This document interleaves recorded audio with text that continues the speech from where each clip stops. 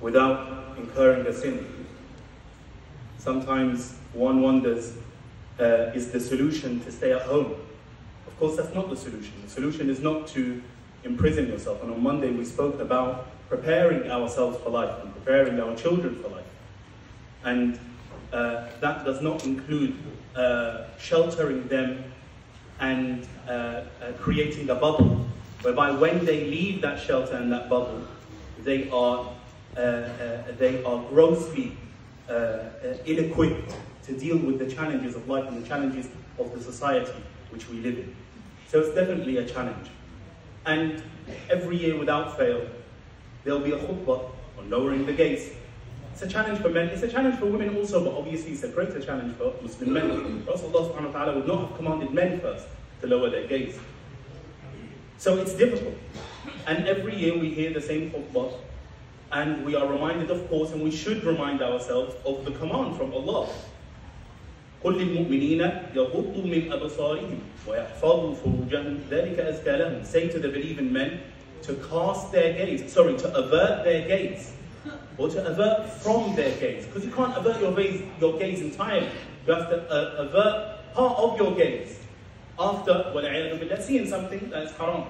وَيَحْفَظُوا فُرُوجَهُمْ, and to guard their genitals. That's what furuj is. Every time we read chastity and private, chastity and honor, dignity, their genitals. Farj is the genital, brother and sister. Okay? And guard their genitals. ذَلِكَ أَزْكَى لَهُمْ, that is purer for them. So we know, of course, that the first thing that we must do in order to distance ourselves from the fahisha is to avert our gaze. And that's why Allah said, وَلَا تَقَرَبُوا الزِّنَا, and do not go near zina. Nowhere in the Quran does it say, وَلَا تَزْنُوا, do not commit zina. Allah said, do not approach or do not go near zina. And that is a more emphatic prohibition than just saying, do not commit zina.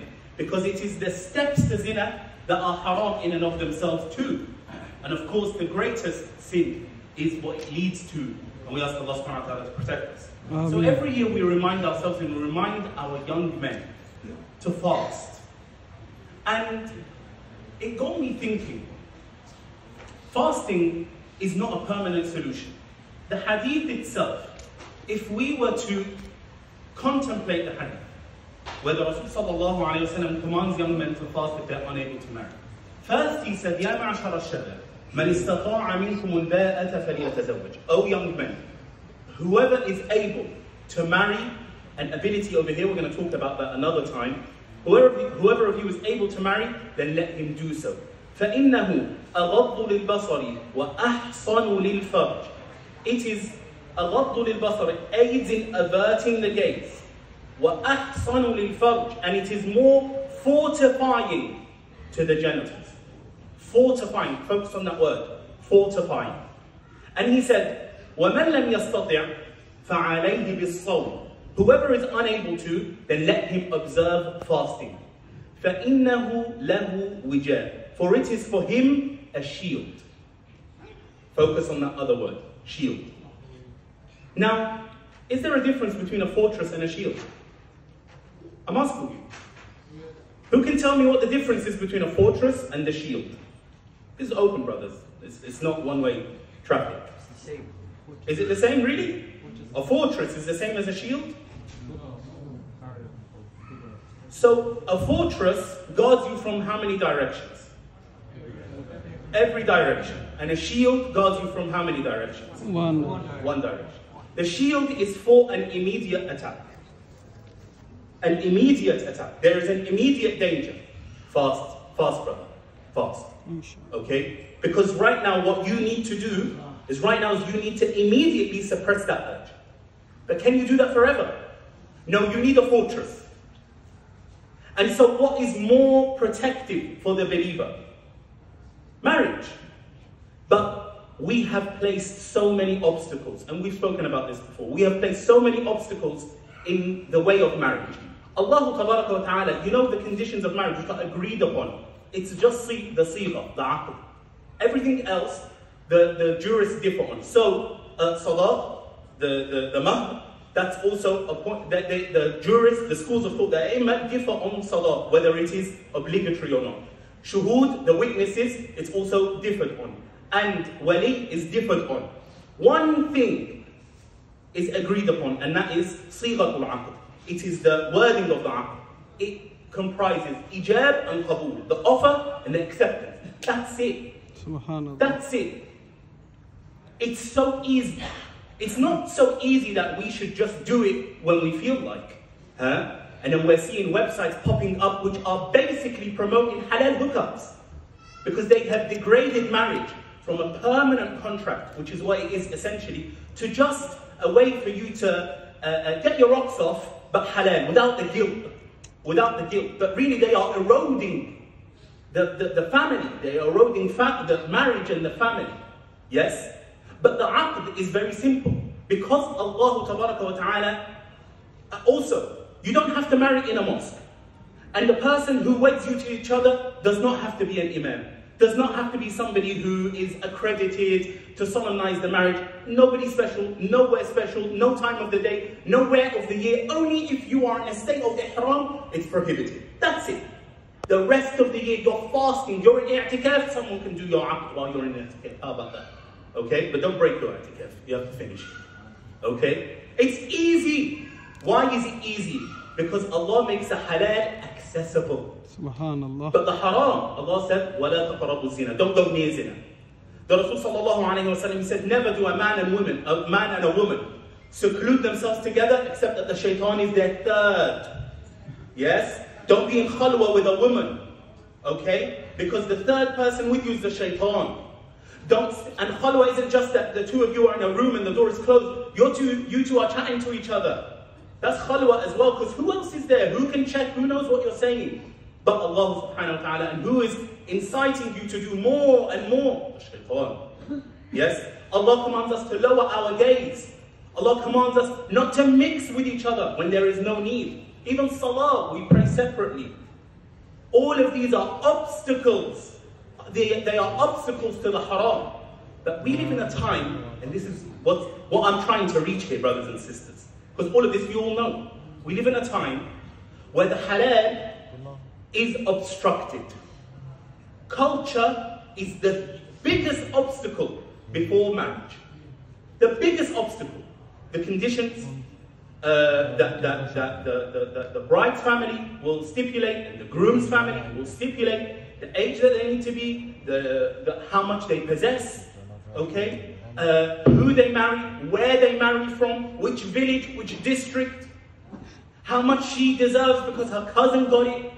Although the guy who gave it to her is in debt, gave her that mahr is in debt, so there it's not really mahrul mith. Mahrul mith is the mahr of her equals, her contemporaries, which is an expression that, or a phrase that the jurists use.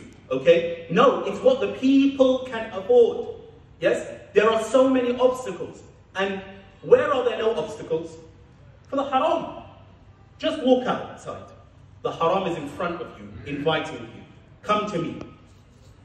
Everywhere you go on your phone, you go online, you walk on the street, you switch on the TV, you listen to the radio, you read the newspaper, you read the magazine. Everywhere the haram is accessible and easy and free, or just a small charge. Huh? A date. Just be a gentleman. Take her out on a date first. Huh? Buy her dinner first. Okay? But even that's not necessary. The haram is so accessible. It's so easy. It's so simple. It's guilt-free. No problem. No problem. But we have made the halal so difficult. We've turned the religion upside down. Wallahi we have. Wallahi we have. And if you saw the cases which we see here in the mosque, of the girls who come and are pregnant outside of marriage, and the boys who have done this and done that, then you would realize why there are scholars today who say whose opinion may not be popular, but unfortunately it's not popular among those culturalists. And that's what I call them. They're culturalists.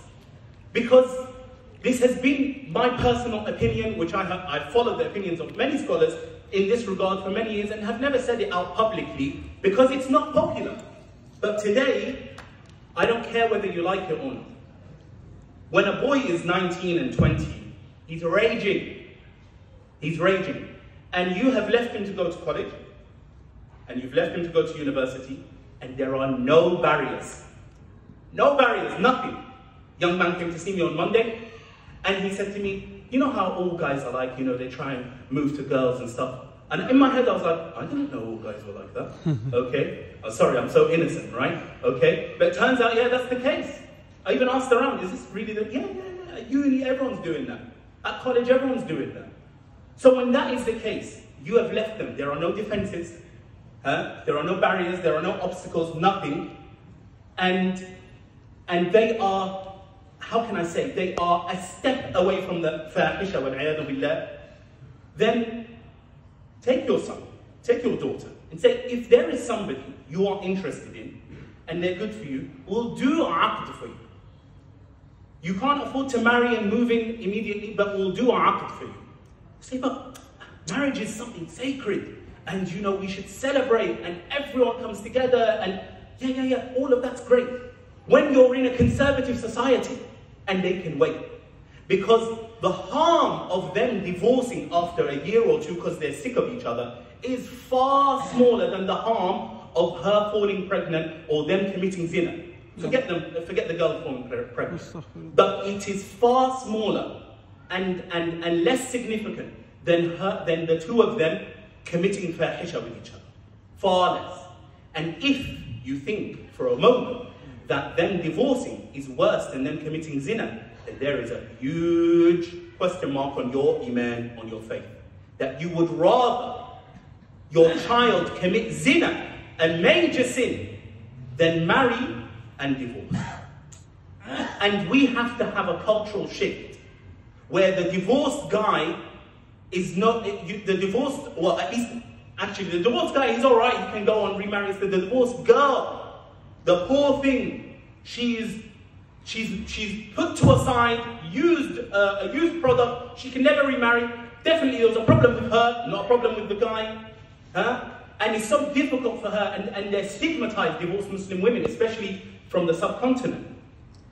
I'm not saying things that, I don't want to put smiles on people's faces, I don't care. The point is that we say the truth, we see what is wrong, we highlight it and offer a solution.